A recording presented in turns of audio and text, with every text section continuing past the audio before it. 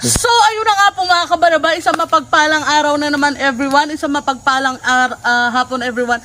Sorry na utal-utal na naman ako kasi nga po na-excite ako mga kabaraba. Gawa ng, nandito ako ngayon sa lupang sinilangan ng aking tatay. So for today's video, mangunguha kami ng luka na tinatawag or sa Palawan dyan sa atin, tinatawag na kibaw or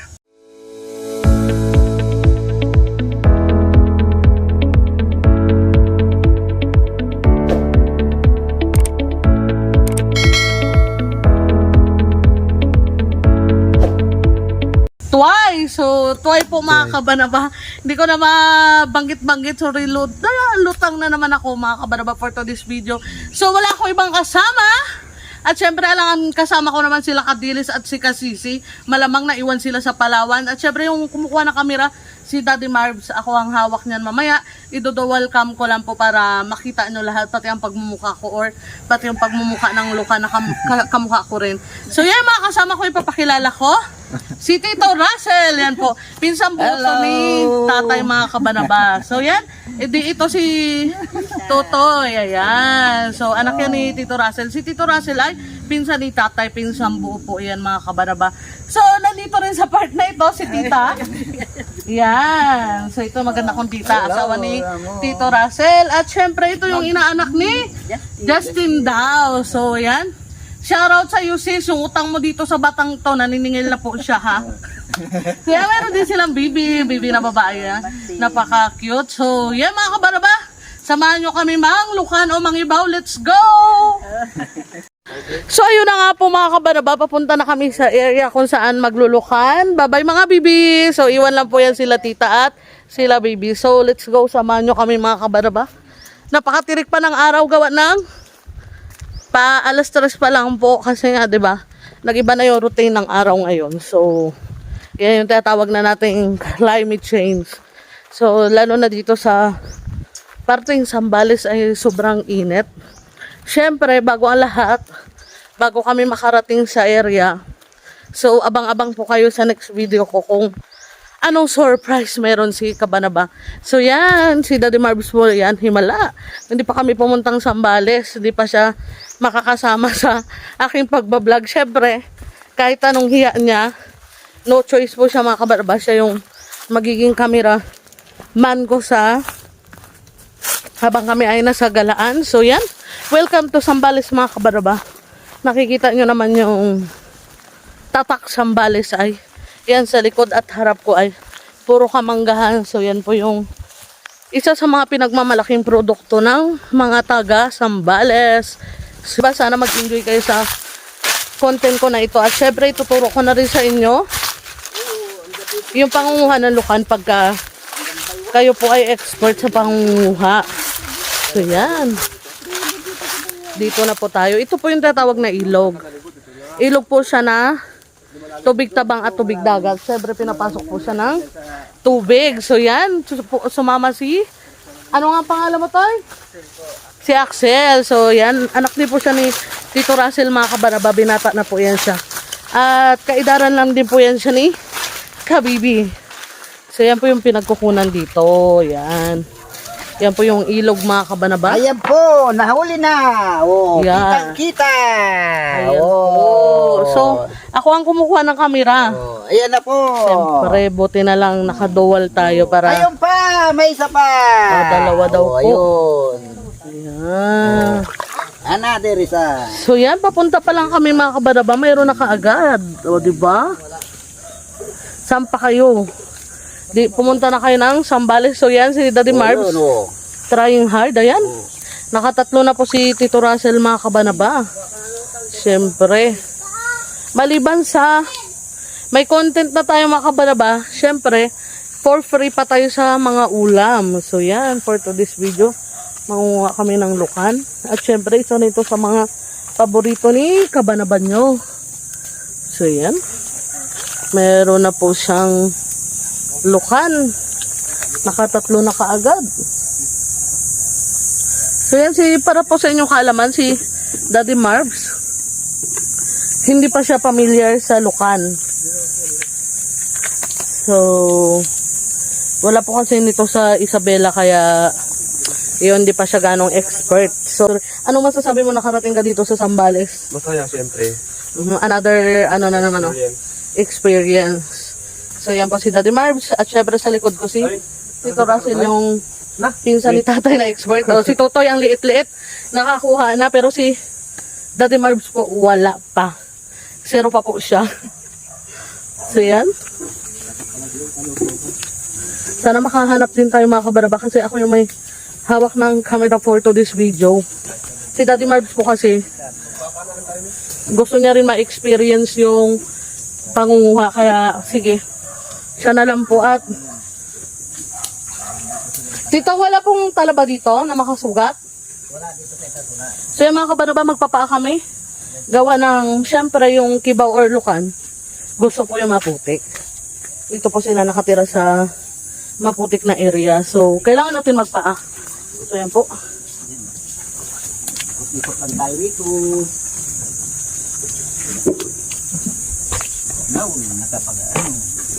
So, yan. Meron na naman. Meron na naman daw doon kay Tito. Si Daddy Marbs, wala pa rin nakukuha. So, yan. Kailangan namin mapuno yung balde. Bago kami umuwi, mga kabanaba. Kasi kahapon, nakapag-vlog na rin po. Hindi po pala nakapag-vlog.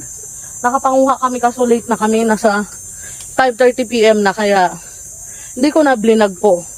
Pero, nandun pa sa bahay, hindi pa na luluto mga kabanaba. Ayan, hinihingal na si kabanaba nyo. Ewan ko ba? So, sobrang init talaga siguro. So, yung mga kabanaba, tuloy-tuloy yung paghahanap namin. At syempre, dito na kami sa ilalim ng yan, ng nipa. So, para na rin po sa inyong kaalaman, yung nipa po pala ay ginagawang bubong.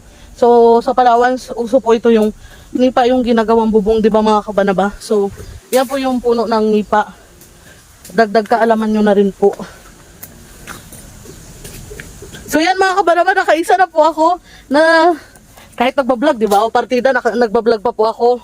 Ayan, pag sabi ko nga po sa inyo, pag expert kayo, makikita nyo po yung bunganga ng lukan. Hindi, mayroon na de. Ito oh. Partida ha, may hawak pa akong kamera, ikaw wala. Oh sis! So yan, nagdahilan na naman po si Daddy Marbs. Ano? Anong sabi mo? Kukunin ko na sana kanina. Wow, sana all. Oh. Sana all, di marunong. Ito sana ako makuha ng chinelas. Oh, sus, wait lang, ipakita natin sa kanila. Yan mga kabanaba, naka 1-0 na o, diba? Hindi mo na alam kung saan. Ito oh! So, yan mga kabaraba, yan. So, yan po yung lukan. Yan po yung bungangan niya, nakaangat. Kaya kailangan expert kayo sa yung mamahay sa mata nyo kung ano yung itsura ng bibig niya para madali siya makita mga kabanaba. Pero yung ginagawa po ng iba, yung hindi sanay, ginagawa po nila, ginuguhit-guhitan ng kutsilyo. So, yan mga kabanaba. Si Daddy Marbs, trying hard siya maghanap ng lukan. So for today's video, sana magustuhan nyo itong content ko, syempre. Nakarating tayo ng ng Zambales sa panguha ng kibaw. So yan po si kabanaba. Aywan ko ba kung bakit mahilig ako sa mga ganito mga kabanaba. Explore sa kagubatan. Oh. So yan mga kabanaba. Tarahan nyo po sila si Tito Russell. So, yan. Sipot lang kayo dyan mga kabanaba. Dahil kami ay dito na sa gitnaan ng ng gubat or kabakawan. Kanipaan. So, yan po yung putik. Makikita nyo naman po. Yan, nakakarami na ata si Toto. Yung bata po, mas magaling pa kay Daddy Marbs maghanap. Kasi po itong lukan na ito mga kabaraba or kibaw, isa rin to sa mga pinagkukuha na ng ulam nila Tito Russell. Diba Tito? Pagka walang ulam, pupunta lang dito sa sa sahan. May ulam na libre. So yan, malaking makinabang talaga itong mga kabanaba yung lukan, diba? At pwede rin ibenta.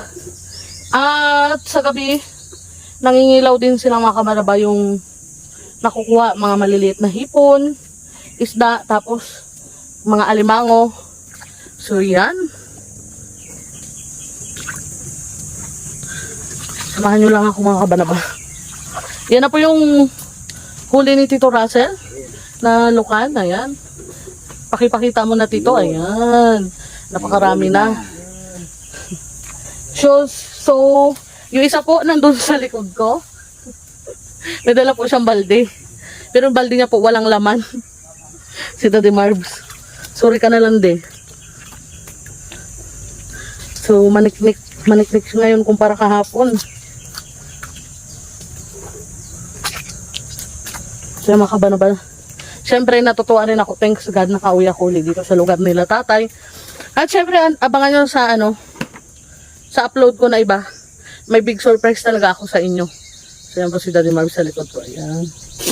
Yan po si Tito Russell. Yung baon po ng putik, yung tunog niya, yung kalamumutot. So, yan, putik po yan. Hindi po yan utot.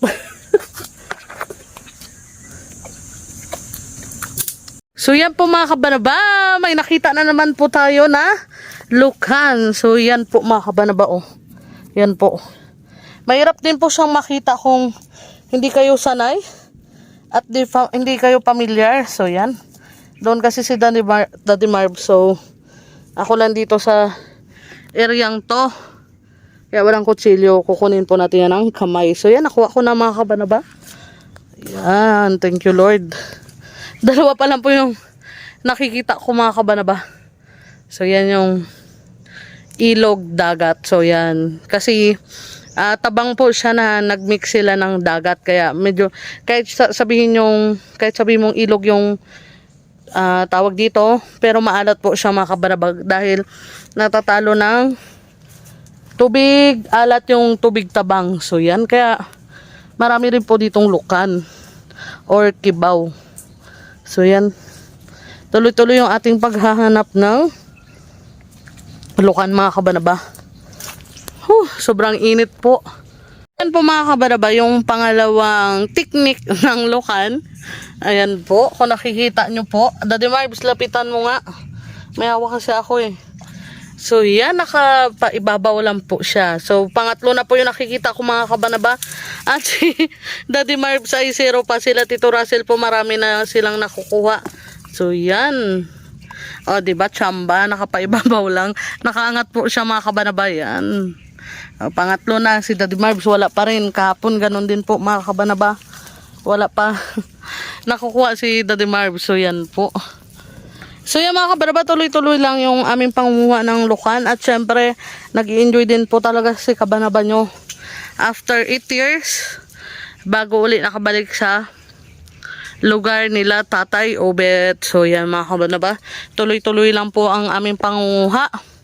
At syempre, kapag madilim na mamaya, i-update na lang po namin kayo sa mga nakuha namin.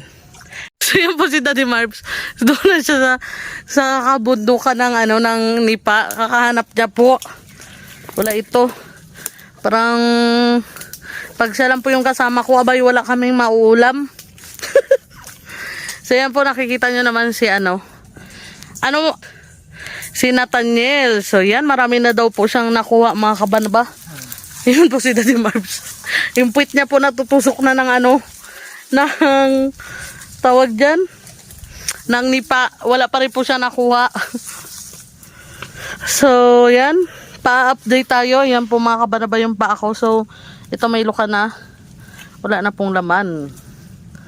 Ayan. So sa gilid po namin yan mga kabanaba, ilog po.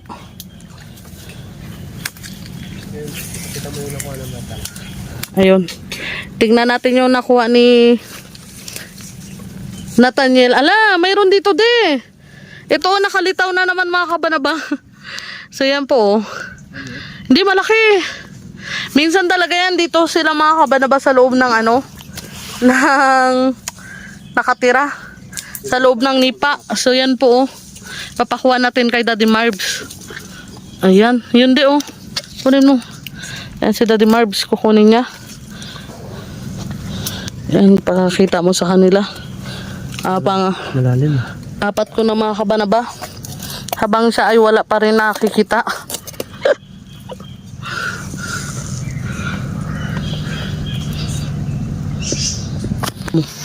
Yan po, ayan. Another lukan na naman. Nakatago sa ganito.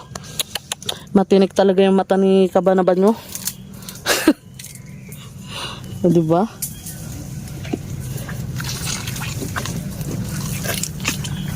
Ayan mga kabanaba, titignan natin yung balde ni Tutoy kung marami na siyang nakuha.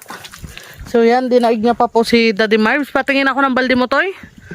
Ayan, so marami na siya nakuha mga kabanaba, oh. I-zoom natin.